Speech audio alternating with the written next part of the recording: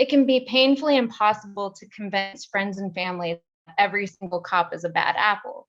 Either they don't understand or have never been taught the concepts of oppression, exploitation, critical race theory, or anything of the class struggle, or worse, they hold a personal or moral stake in this argument because maybe their uncle or brother is a cop who just isn't a bad person. So when making this argument, we have to dig a little bit into the roots of modern day policing and understand the history of its development. And equally important is that we provide the material analysis behind the development and function of policing, because without that material analysis, it's easy for people to make the argument that the modern day police force was a progressive reform brought about by capitalism to conserve the people. And it makes it very hard for people to conceptualize a world where there's alternative possibly, or better, the conditions have improved to the point where the concept of policing would be just an afterthought.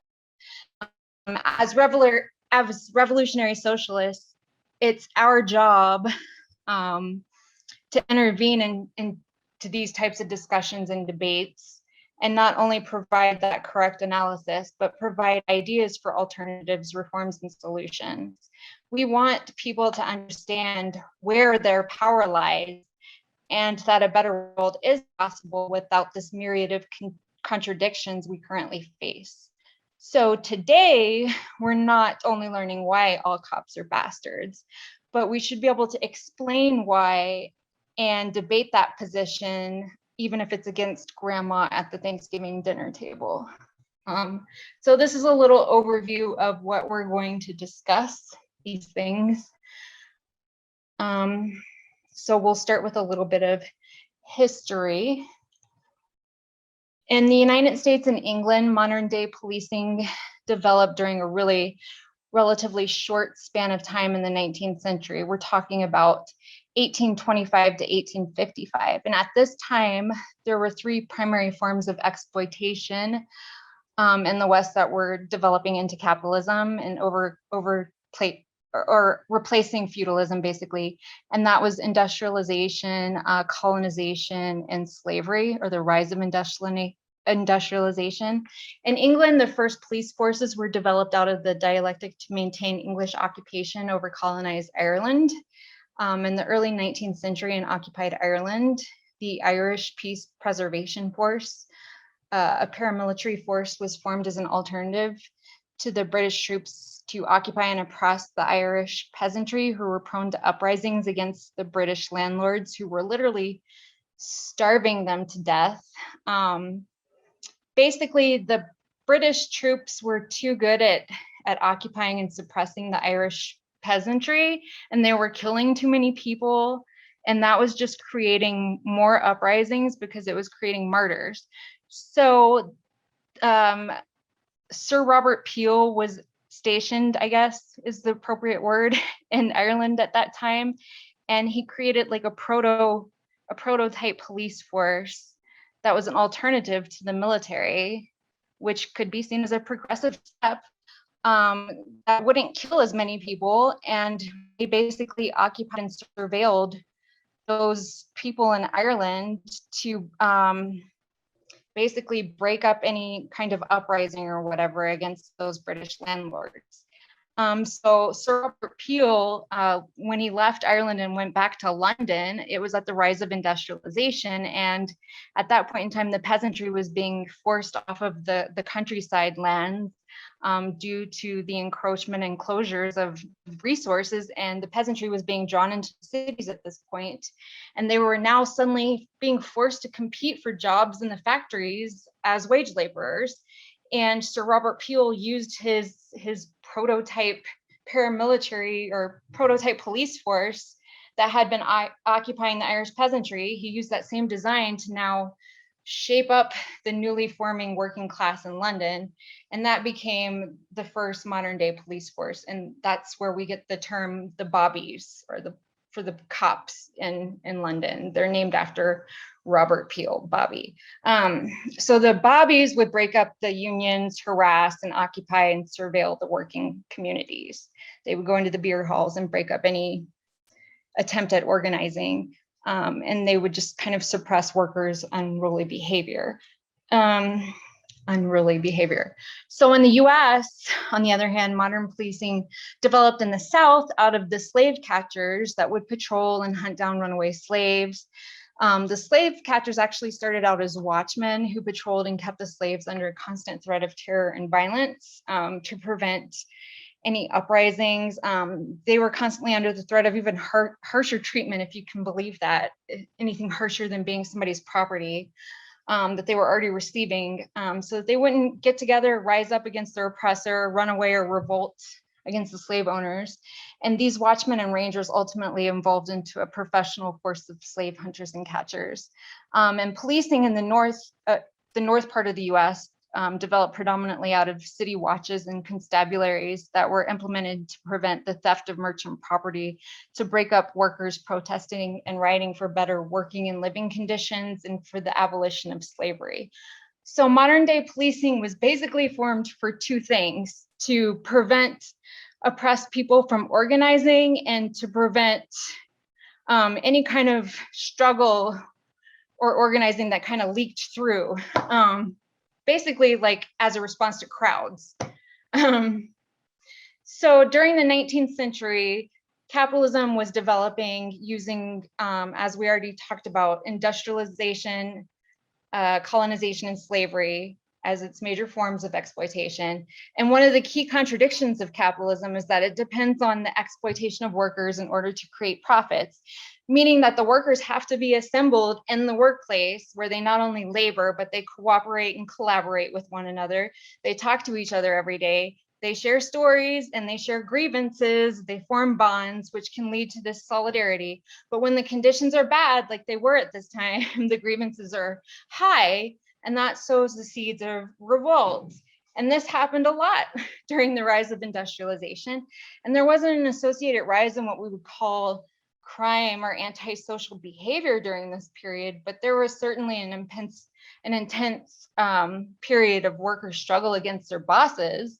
And there was definitely a heightened struggle from occupied peasantry against their colonizer landlords, and definitely struggle from slaves against their masters. And again, you can't consider any of this to be antisocial behavior. It's normal behavior, and it's definitely not criminal by our standards, maybe by legal standards, idealist legal standards, but it's class struggle is what it was. So large groups of oppressed and exploited peoples were setting aside minor differences, locking arms and rising up against their oppressor is what was happening.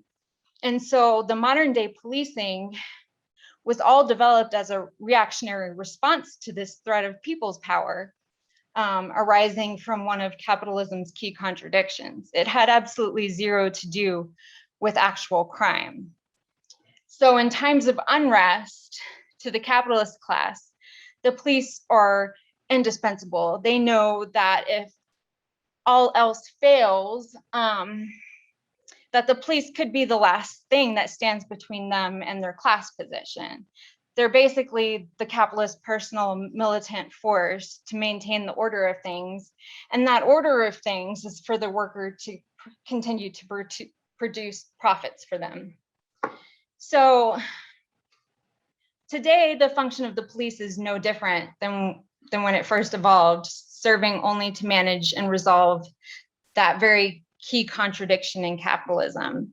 In the US, we traded colonialism, industrialism, and slavery for austerity, neoliberalism, and imperialism. We see this at almost every protest, even the small minor ones. The police will show up and they make sure that our disturbance is kept to a bare minimum. They even block the streets for us so that we don't cause too much of a ruckus or cause that much damage or disturbance, that not that many people hear about what we're doing. When we sent protesters to Line 3, the police are there to take people away, even though that Line 3 is being built by a private corporation, Enbridge. The police are the ones who will show up and make arrests. When striking workers form a picket line to stop scabs from going in and doing their jobs, it's the police who will show up and escort those scabs into the workplace.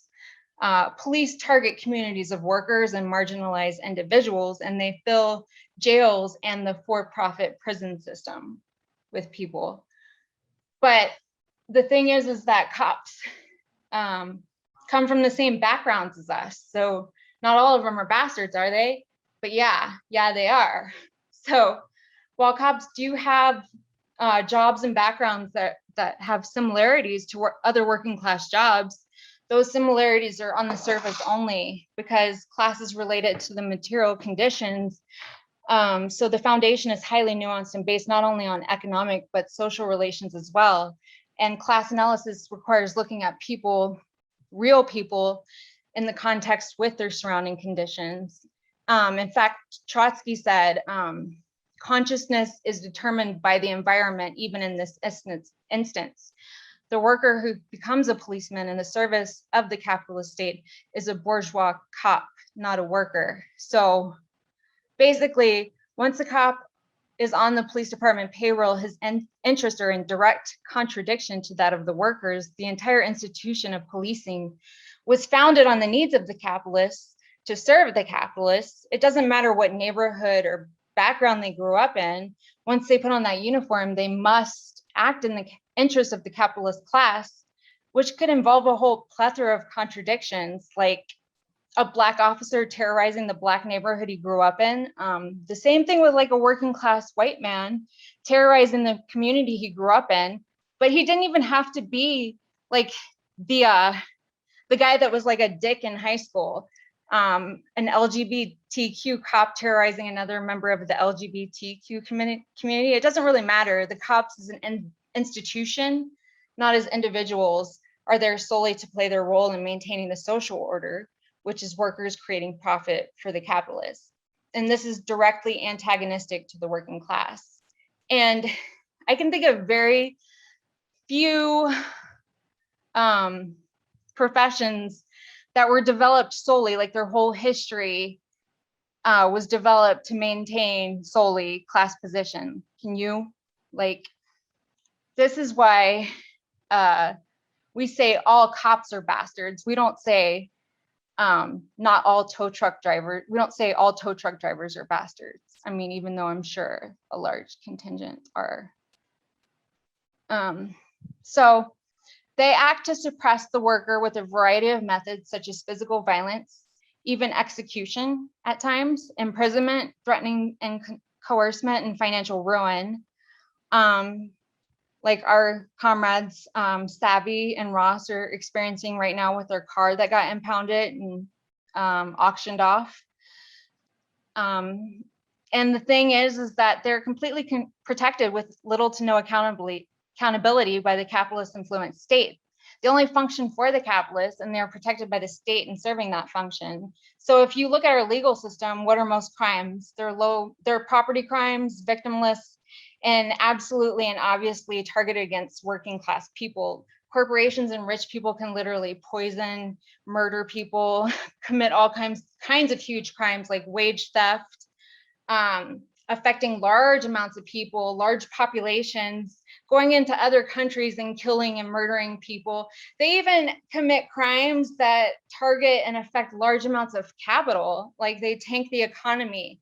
And most of these aren't even considered criminal acts. Most of these are put into the civil court system, not even prosecuted in the criminal court system, completely different white collar crimes. So, and then also think about this, when police unions collectively bargain, they are asking for more money for weapon and technology to make it more efficient for them to uphold an antagonistic class position. So de facto, they're acting for more money for more efficient oppression, repression, and surveillance to exploit the masses more efficiently and get every last drop of profit.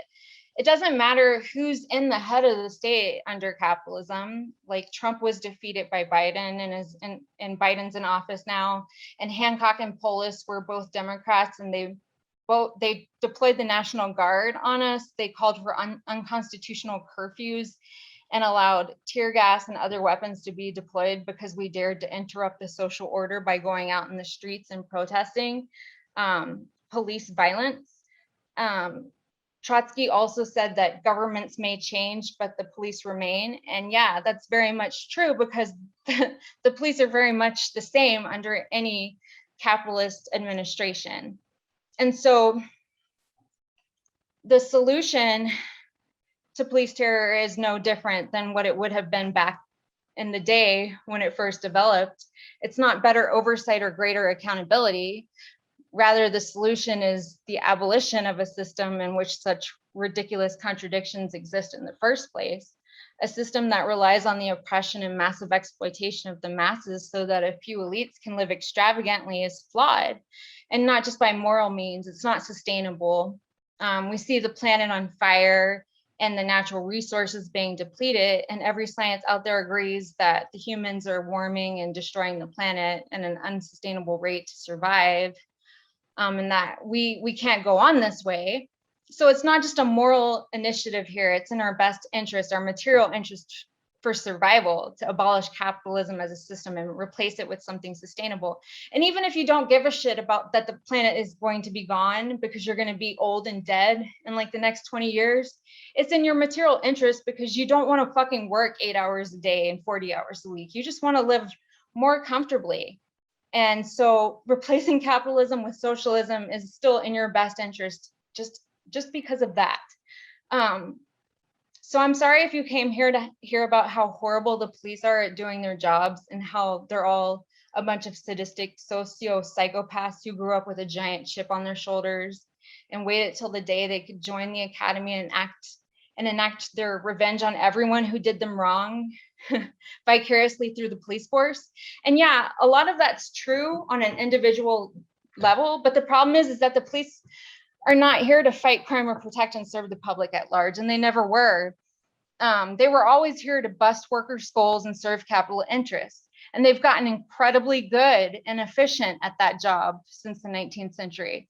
And while they do manage to show up and fuck up every crisis situation imaginable, exposing how abusive and terrible at serving the public they are, we will still have to show those struggling masses why they were established and who they actually protect and serve if we're ever going to defeat them. So what should we actually do? Our goal should always be abolition. We should defeat oppression and exploitation, and we should try to end capitalism and replace it with socialism. Capitalism, it's not going to be able to exist without the police dividing and controlling and oppressing people on capitalist behalf, but we can't hope to defeat capitalism with an intact police force. The two are just intertwined. Basically, the police cannot be meaningfully reformed, and we need to quit trying to make them better at their jobs. And we should always be demanding reforms like taking their weapons away, defunding them, and cutting down the size of their forces. We should be demanding laws that hold them accountable and laws that try to take away any amount of power that we can take away from them and shrink their sizes. Really bad examples of things that we should never be fighting for, or anything that like prolongs the police force staying here and does not take us anywhere closer to revolution, like things like community policing, hiring more Black or female cops, sensitivity training on handling situations, anything that's going to prolong their existence and doesn't work towards abolition. So basically, the police were born out of a reactionary response to people's power, and they function as a tool of social control that allows for our exploitation. And we're never going to have a kinder, gentler version of that. So that's why we say all cops are bastards.